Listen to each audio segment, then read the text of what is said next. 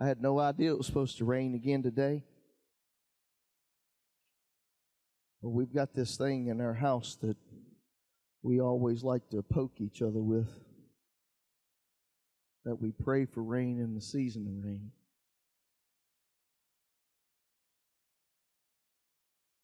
I know the ground's saturated, but are you? Have you got enough? How many of you like to live in the overflow? I mean, literally live there. Live in the overflow. Do you know that you can do that?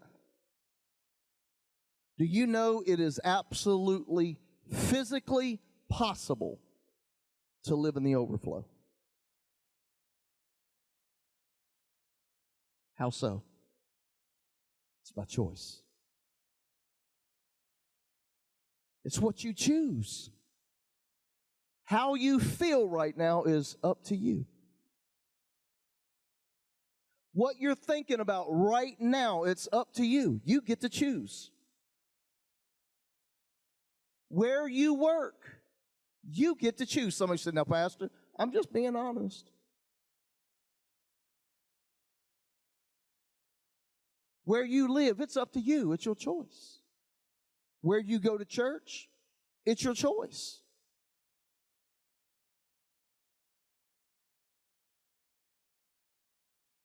This is going to be good this morning, because y'all are already hating me and I ain't got started. Let's get into the word. Habakkuk, we're going to go to chapter 3, and I'm going to start at verse, I think I told Tommy 16, yeah. We're going to start at chapter 16. And if you got to have a title, I mean, I know Christian people, you got to have a text, you got to have a title, you got to have all that before you can even have church. So if you got to have a title, here's your title: Shift Your Attitude.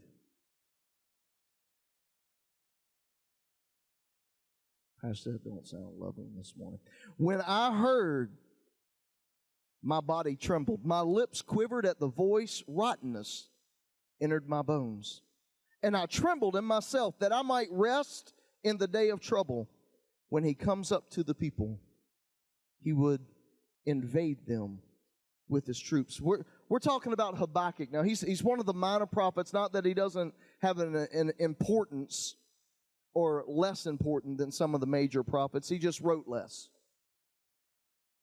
But at this time, he has been given the mantle to be the high priest at the moment with Judah. And he's been given a word from God that he has got to share now with a people that he doesn't want to share it with. He doesn't want to bring this god-awful word right now and let people know that demise is on its way. Oh, it's not even so bad that it's coming. What's even worse is they brought it upon themselves. God said, I'm going to punish you for your wickedness. I'm going to let your contenders come and take over you. The Babylonians. I mean, that's as bad as saying letting the Cowboys beat the Redskins. I mean, can't you find another ball team? But God said, I'm going to send the Babylonians. I'm going to release them. And now here's Habakkuk. In the middle of his prayer, he hears this word from God. And as soon as he hears, he's even scared. He begins to quiver. He begins to shake. Can you imagine hearing the voice of God? Not only just to say, hey, how are you? How have you been? Come and sit down. But to hear him say, you've been wicked.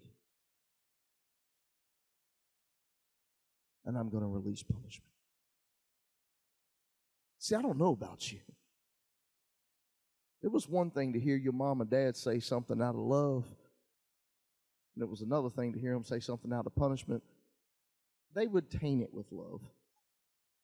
I mean, how many of you got to understand, I love you, but I'm going to beat you. It's going to hurt me more than it hurts you. Anybody ever been there? I used to look at them and go, I don't know what's wrong with y'all, Well, this is killing me. But here's Habakkuk. He's releasing this word now to this people. Now look, this is what he's saying. Now listen. Right there in verse 16, he begins to hear the words of God, and he begins to see all of this stuff begin to transpire. And now, all of a sudden, there's a change. There's a shift in Habakkuk. If we could all just wrap our minds around this shift that takes place into this minor prophet, I believe that we too could get to the point to where he got. But there was a shift that took place. I mean, see, most people, come on, I want you to be honest with yourself. How many of you know complainers? They're sitting at the house, right? I'm telling you, they're looking out the window. I can't believe it's raining again. They complain about everything. I don't care what's going on. They find something in life to complain about. They'll complain because the dinner hit the table too late, but they're not even thankful that it actually hit the table. Do you see where I'm coming from? They go and they complain against their husband. They complain against their wife. They complain against their children. They complain against their job. Every time you turn around, there's a complaint that's coming out of their mouth. And they wonder why. They walk around distraught, down in the dumps, head always dragging, tail always dragging. There's something going on in their life all the time. You know what? The truth be known, there's something going on in everybody's life. There's a difference, and here's a big difference. This is one way to tell the difference between a mature Christian and an immature Christian. It's all in how they respond to the circumstance they walk in. See, an immature Christian will automatically get down on themselves, woe is me, and they hate everybody around them.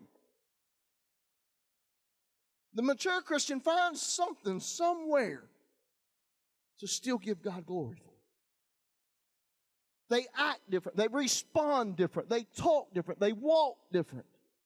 And that's what Habakkuk does. This is a mature Christian. Because all of this demise fell. And he starts seeing it. He says, though the fig tree may not blossom,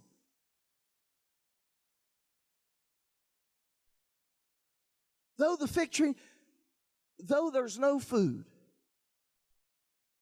That's what that's saying. There's no food being produced. There's no food. And he says, nor fruit be on the vine. There's nothing to drink.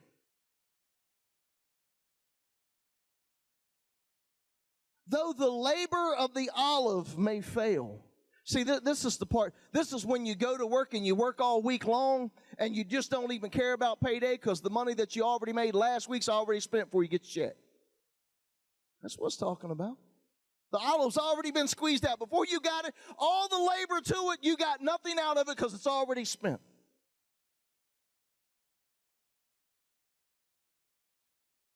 Did it get better? And the fields yield no fruit. Everything. I mean, I was listening to Tommy yesterday, and he was talking. He said, man, did you see how much people was losing because the market? See, this is where we take our investments, and we invest in things that we have no control on, that doesn't promise a return, that can't guarantee. But there's a God that I serve, that in the midst of your moment, that he can come in and take dominion over your circumstance and guarantee a return. But yet we will invest into the fields that produce nothing.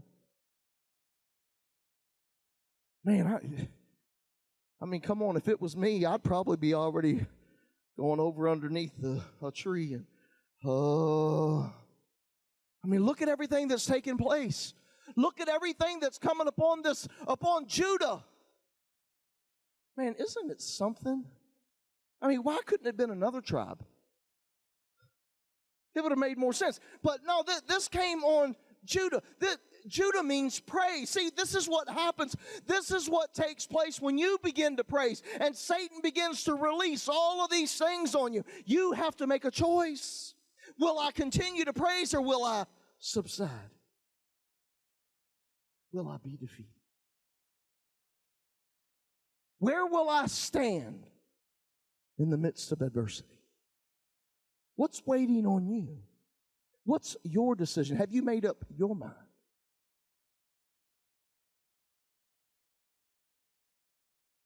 though the flock may be cut off from the fold. This is still Habakkuk. Man, he wants you to understand that there is something that's going to take place in your life that's going to be so drastic, it's going to cause you to want to spin your head around. Talking about the flock. This is when you start losing relationships. You know, those relationships you thought were going to be forever and ever. And the next thing you know, that friend's gone, this friend's gone, that dude's gone, this girl's gone. The next thing you know, they're not even around. You don't even have anybody to rely on anymore. There you stand in the midst of it again. Woe is me. Woe is me. And there be no herd in the stalls. This is a good one. This means there ain't no money in the bank. Oh, you run back to the bank to pull some money because you got, and there's no money in the bank. The herd, there's not even in the stall anymore. It's gone. All your CDs, you've taken all out of the 401. You can't take on it anymore. You're at the end.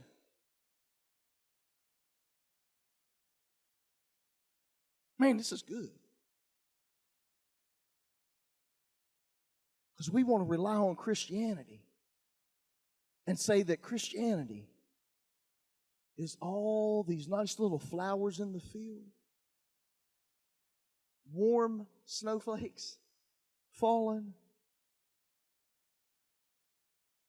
We think Christianity is just, I believe God's trying to let you know something. Just because you are where you are, you ain't by yourself. Look, you're not the only one that's going through something. There's other people just like you and I that face the same thing, that probably face worse than what you're facing, and you are just all up in tight. You don't know what to do, where to go. And the other person's going through the same thing, and they're walking like this. And you think that everything's okay. But you wasn't in the storm they were in last week. You had no idea what it is they face daily. But it's because of their maturity that they can react and respond differently. See, some of you will get mad when you go to another Christian and you start talking to them, and then you walk away and you go, they just think they're goody two-shoes. No. They've got their faith in other things. They're not relying on their circumstance to give them joy.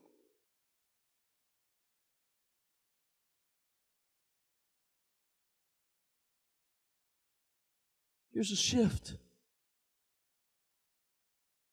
Here's a shift. Habakkuk says, yet I will.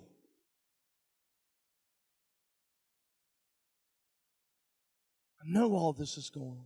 I know it's going to be a rough road. I know it's hard. I know I'm not going to make it by myself. Yet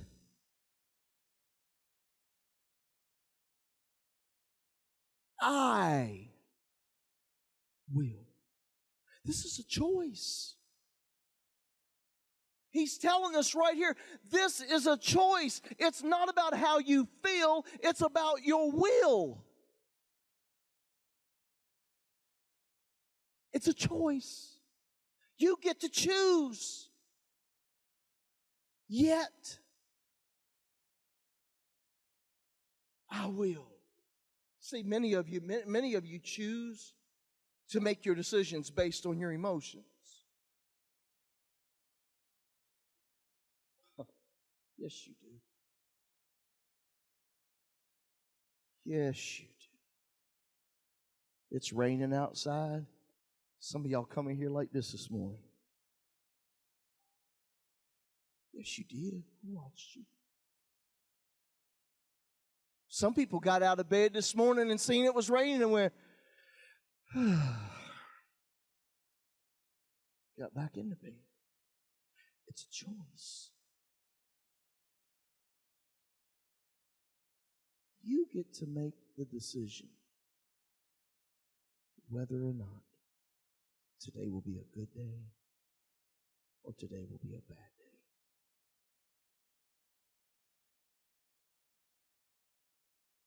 Man, if you wake up, I mean, I hate to actually put this in categories, but if your hormones are on level, man, you're the pleasant person to get along with. But God help us all when them things go like this, because we all feel the rock of the ship. Yes, we do, because you allow your circumstance. You base all your reaction off of your emotion. I don't feel good, so I don't want you to feel good. Oh, you might not say it, but that's what you're saying.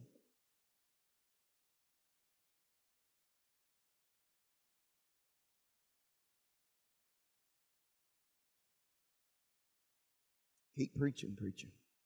They don't want to hear it. They don't want to hear it. He said, yet I will. I choose.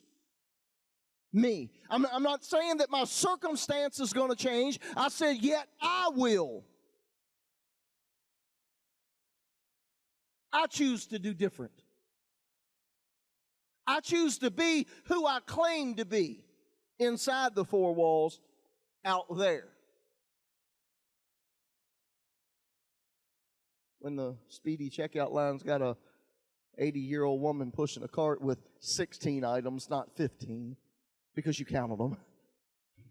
Ma'am, you need to go over there. This is the speedy aisle. Come on, you ain't never done that? Come on. All right, look.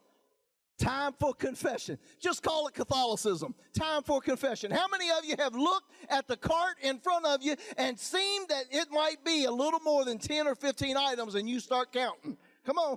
I know I have. I've looked. I went 1, 2. I said, Debbie, they got 21 items in there. But Debbie always had something to break me down because she would say, yep, and we're going to pay for all 21 of them. I said, next time I'll keep my mouth shut. See, even a pastor can get corrected pretty quick. But I've done it. You've done it. We've all done it. We don't think nothing of it, but we've done it. Yet I will. I choose. Yet I will rejoice in the Lord. Let me talk to you about rejoice. Rejoice is a Hebrew word that comes and brings a meaning of jumping or leaping.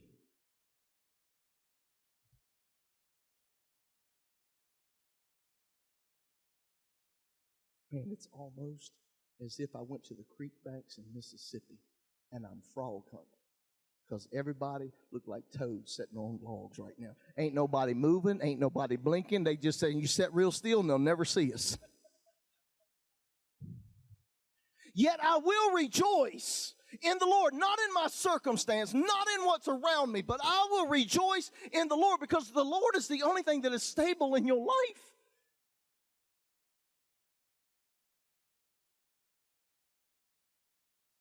See, most of you can't rejoice unless you go get your hair did. See what I mean? You get your hair did, you think you look better. Oh boy, I'm rejoicing now. Most of you will wait until after church. Because there's a ball game on today, I'm sure. Almost positive. Who's playing today? Give me a team. Who playing? Come on, man. Who's playing? Yeah, I kind of figured. Yeah, Dallas is playing. And see, when that pigskin crosses that little chalk line on the woo! Woo! And it ain't done not one thing for you. It can't change your life. It can't change your circumstance. It can't do anything for you. you'll rejoice in it, won't you? Most of you got excuses. I got excuses too. That little jump right there, it takes it. For my feet to come off the ground, it takes the work of God. Bad knees, bad back, can't jump, can't leap. And see, everybody else, this is what aggravates me the most. The ones that can jump without hurting, they'll sit down. When I go, oh, God, let me have some. And he'll go, just jump. No, okay, all right. But I will rejoice in the Lord. I will jump. I will leap. I mean, just look at what he's done in your life. Is that not enough to cause you just to leap a little? Just one? Help me out a minute, would you? Stand up. Oh, we're not on live today, so don't worry about it. Anybody seeing you, I want you to stand up. Get on your feet real quick. Hurry up. See, you don't ever know when God's going to come by. This is all I'm asking you to do. Is can you give him just one little leap? See, I'm happy. Aren't you happy? I mean, you leaped for God. You didn't leap for me. I want you to get it in your spirit. You've got to leap. You've got to leap for him. You don't leap for me. You don't leap for your neighbor. You don't leap for your circumstances. You leap because you rejoice in the Lord. Sit down. Y'all stand up. You make me nervous. He said, yet I will rejoice. And I know life is just throwing all kinds of stuff at you. I get it.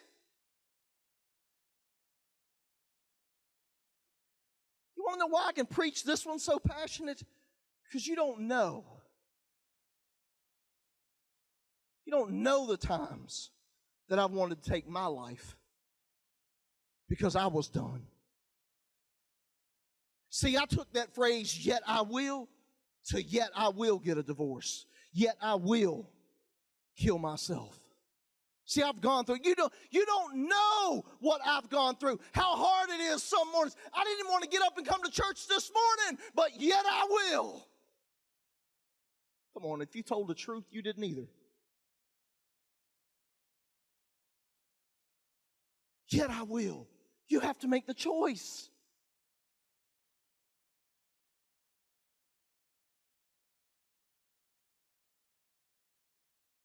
You can't just look at somebody and assume. One of the biggest downfalls in the church is that you look at a pastor as if he walks on water. And he's no different than you. He struggles with the same stuff you struggle with. He fights the same emotions you fight.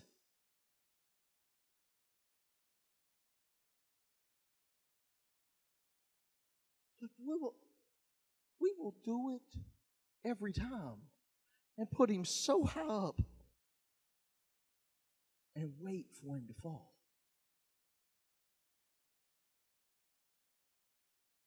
Man, I wish I had about 190 people in here this morning, because I could probably get 2 or 3 that would say, yes, Lord. Amen, Pastor. They wait for him to trip. And as soon as they trip, oh, here comes some excuses why I won't rejoice in the Lord. Well, I'm not doing that anymore. Last person I put all my trust in, he just turned around. If you're coming to church for me, wrong church. You can go.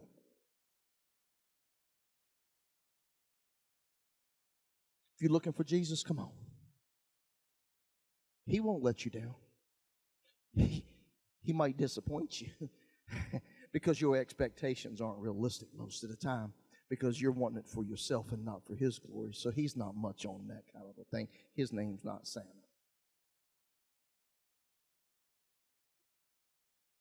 Yet I will rejoice. It's your choice. Every morning you get out of bed, ain't nobody around. Nobody but your spouse will look. I ain't saying nothing personal. They've seen you good, bad, and ugly. So there ain't nothing you can do that will shock them. I don't know. Some of us, if we jumped out of bed and started praising God, it might shock our spouse because they ain't never seen us do that before. Mind your own business, Pastor. Yet I will rejoice in the Lord. Then he goes on to say, now look at this. I will joy in the Lord. What?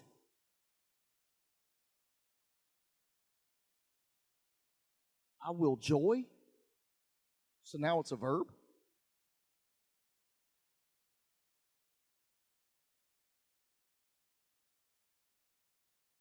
Oh, let's go to Hebrew class. The Hebrew meaning for joy is to spin, to twirl. See, this is why it gets on my nerves sometimes when people say, well, the joy of the Lord is in me and I'm fine, and you never see them move. Because if you had the joy of the Lord, man, you can't. Do y'all remember the first day you give your heart to Christ? Can anybody go back that far, Charlie? I'm picking. Y'all didn't catch it. He caught that. Do you remember the first day that you give your heart to Christ and how excited you were and how bubbly you were and how overflowing everything in your life was and how the circumstances and the atmosphere and everything about you it just looked so grand and everything was just great? And then you hung out with some other Christians. Man, that's what we're supposed to do. Disciple one another. Well, after about the second lunch, they start looking at you going, just settle down a little bit, it'll go away. What? I thought that was the whole purpose. Man, we will suppress one another before we exalt one another. Because see, if I have to exalt you, that means I'm putting you before me. Oh, I don't want to do any of that, even though it's kingdom principle, but I don't want to do that because if I exalt you above me, then that means you're above me, and then I got... Come on, church, this is better than what you're talking back to me. Take your feet out from underneath your chair. Every once in a while, it's good to get a bruise. I mean, God can take you places if you will shift your attitude.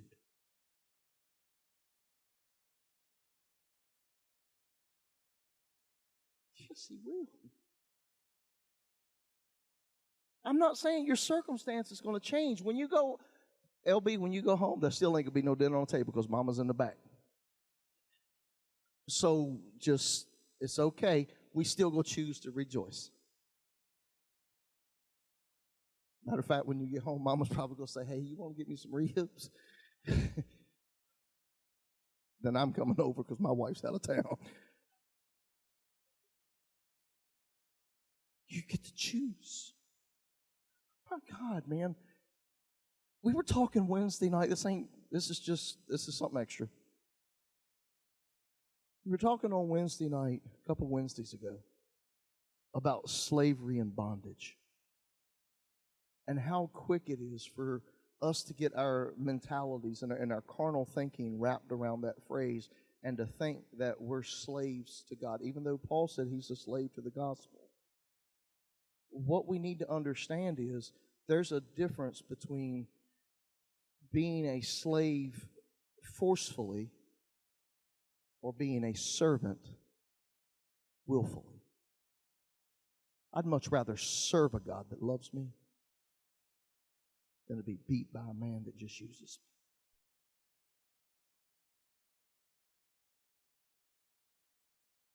Where have we gone wrong in the church by allowing our thoughts, our minds, our actions, our lifestyles to be wrapped around and catered to and reactive to our circumstances?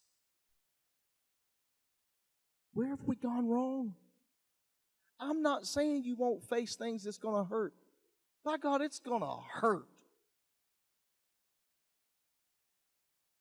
But isn't it better to walk with a limp than it is to sit down?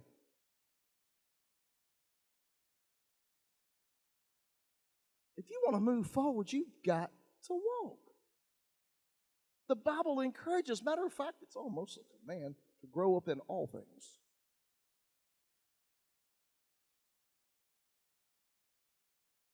I would assume that all means all. Not an English major, but I would assume that. That even means your Christian walk, your Christian attitude, your Christian faith, your Christian belief. Grow up in all.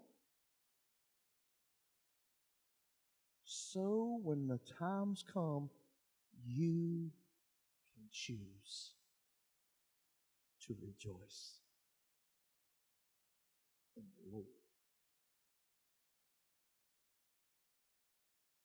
and joy in the God of your salvation.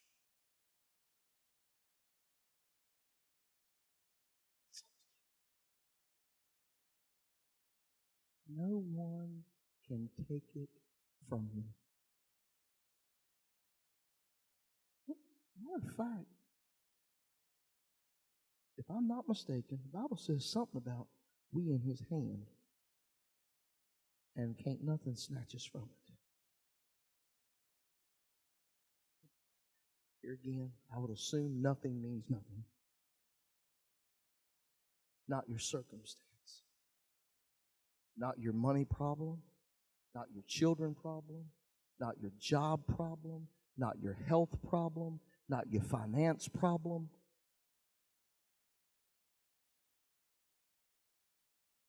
Come on.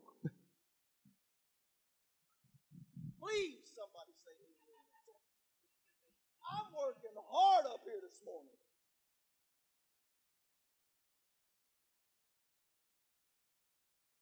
God wants you to get a hold to this. See, you've come this morning. You wasn't really sure. And right now, I am positive that God is speaking to you right now.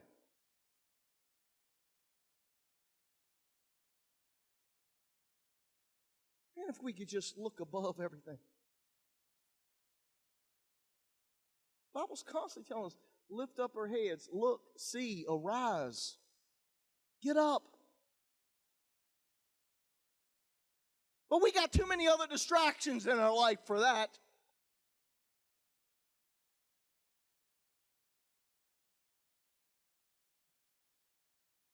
I'm almost finished.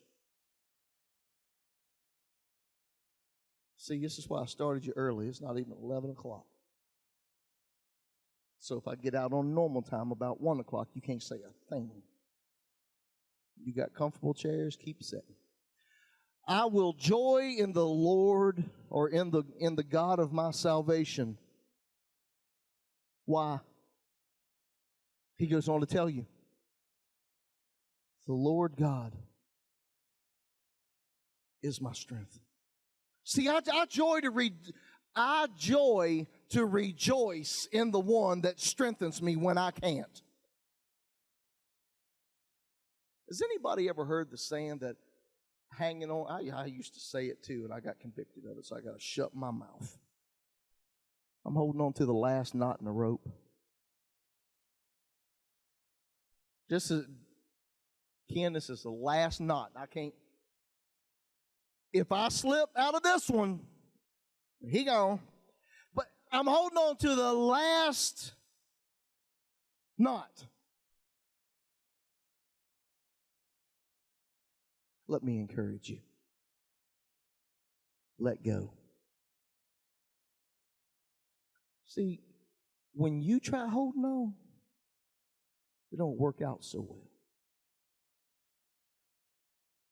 But when we let God, remember there was a sermon that we talked about, and it said, get there any way you can, when Paul was shipwrecked, and we was talking about the wood plank, and that was all that he had, but he got to shore. See, if we'll let go of everything else and grab onto what God's given us, He'll take us right where He said He was going to. Look, we were in stormy seas. I'm sure it wasn't him kick back. I mean, I'm picturing a plank of wood in a shipwreck, so I'm not really looking for a full length of wood. I'm looking for a piece, and I'm sure it probably wasn't buoyant enough to lay back on like you do in your pool on your blow-up ducky and lay back and drink an iced tea on the way to shore. I'm almost positive it didn't happen that way. He was probably tossing and turning and holding on that thing with everything he's got. Man, if we would do that, hold on to everything we got, you'll find a way yet to rejoice. You'll find somehow to joy in God. When everything is just going nuts, I don't care if you're in the middle of the mall. See, I just despise Walmart with a passion. I don't like Walmart. I think maybe because my wife forces me a lot to go, so I really don't like it. But if you're in the middle of Walmart, and I might do this just to trick her when she comes back tonight. I might say, honey, let's go to Walmart. And I'm going to get right in the middle of the store, and I'm going to start rejoicing, and I'm going to start joying.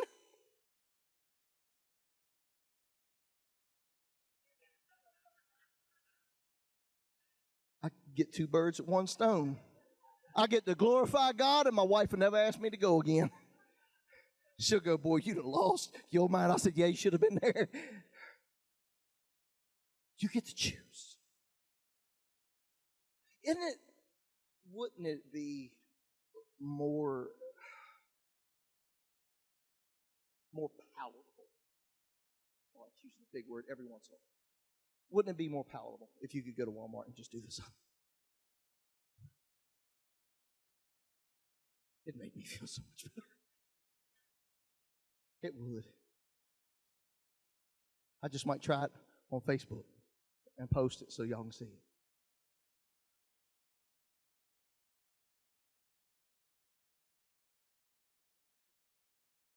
You're on.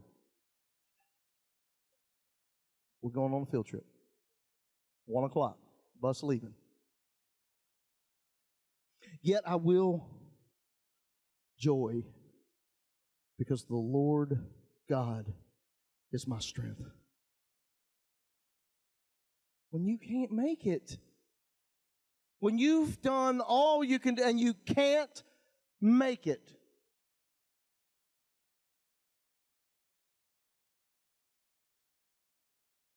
here's a good part. Lord, help me on this one. He will make my feet like deer's feet. Now, in the King James Version, it says hinds feet. There's a KJV reader. I get lost into this thousand those. I got to be very simple. Anyway, hinds feet. He's referring to a mountain deer.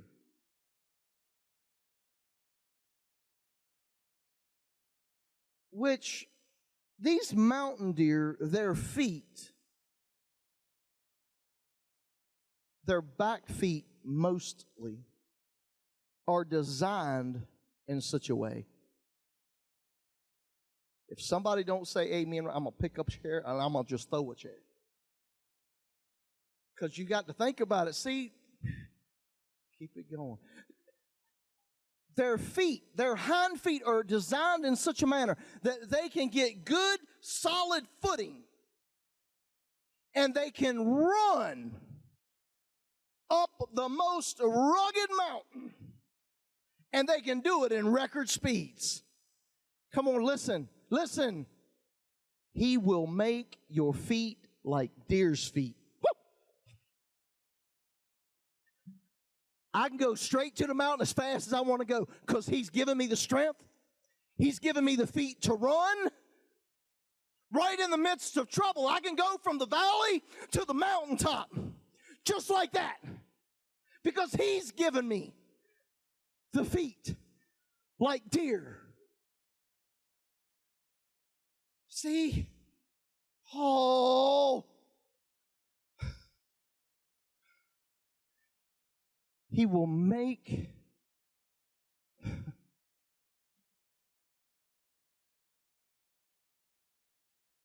he knew me before he wrote this. He said, boy, you run like that to me more times, you will be tired. So he said, he will make me walk. Y'all finish reading that on. Back up. Do it again. And he will make me walk.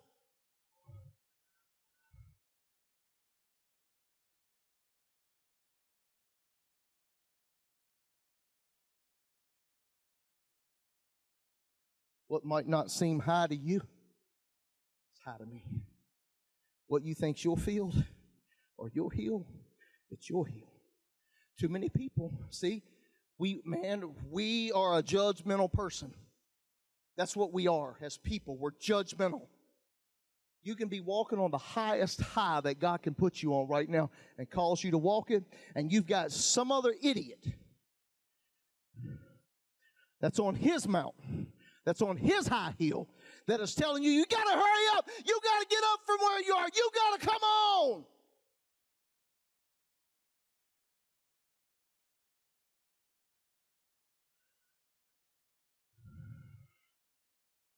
He will make me walk on my high heels.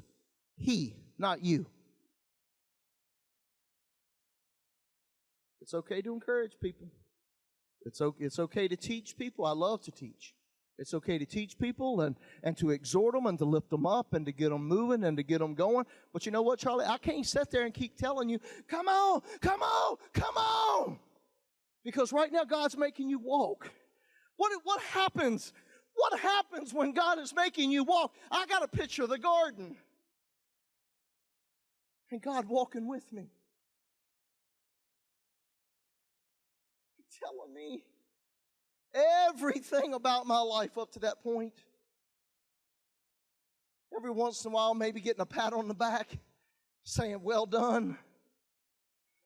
Every once in a while, getting a spank on the bottom and saying, boy, don't do that again. I helped you that time. Learn from that. Every once in a while, making me put my hands in my pocket so greed don't latch onto me and my mind and making me walk like that. We don't know what God is doing with us when He causes us to walk on our high heels, but He promised He will be your strength. He will give you deer's feet, and He will make you walk on your high heels. How much more is it going to take? How much more is it going to take? I can go through the room right now and single everybody out, and I promise you, everybody in here's got something right now they're facing. Something that's almost destroyed them. Something that just popped up yesterday. Something that came about last year and they still haven't gotten over it. There's been all kinds of just demise running through their families, through their jobs, through everything. Everybody in here is walking through something. But God's promise to you this morning, I don't know, who am I preaching to?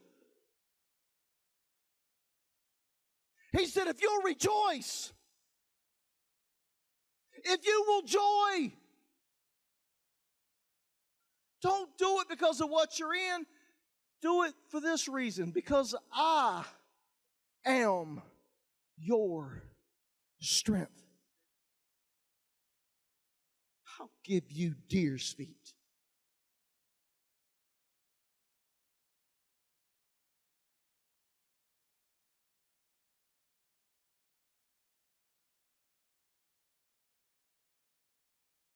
None of this took place until there was a shift in an attitude.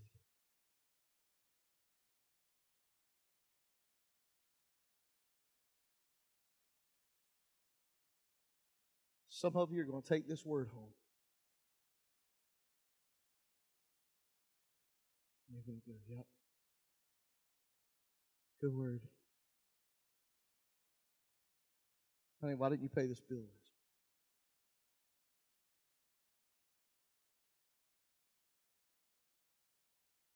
Some of you are going to get up and walk out of here as if you were never here.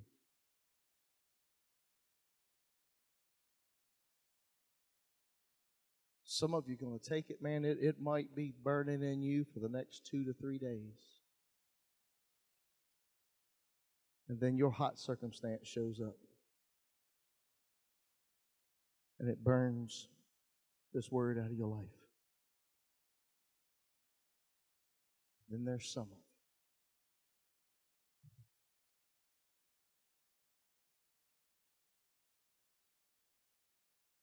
They're going to think we're crazy. This is all we're going to be able to do. Because we choose to rejoice. We choose to joy. My knees are hurting. But we choose to rejoice. You get to choose. So by God, choose. Stop setting.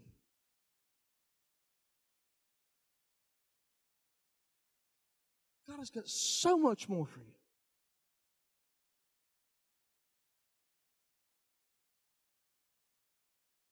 I don't care what you were told 2 or 3 years ago by a coworker or a boss or a mom or a dad.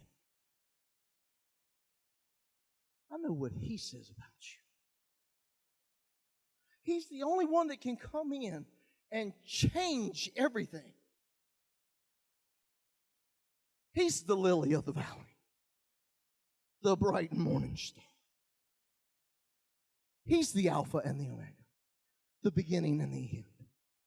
He knows the end from the beginning. He created all things on this earth, and all things belong to Him. Without Him, there was nothing ever made. And you want to rejoice in a circumstance? Well, that's not what, yes, it is. You're giving it attention. I'm not saying be stupid. We all have stuff and we all have to attend to it. For me to tell you, don't worry about it and walk away from it would be ignorance. No, you can fix ignorance. That would be stupidity. I'm just telling you, these light afflictions for much weightier glory. It hurts right now, but it's better in the end. Tears may come. Joy comes up too in the morning.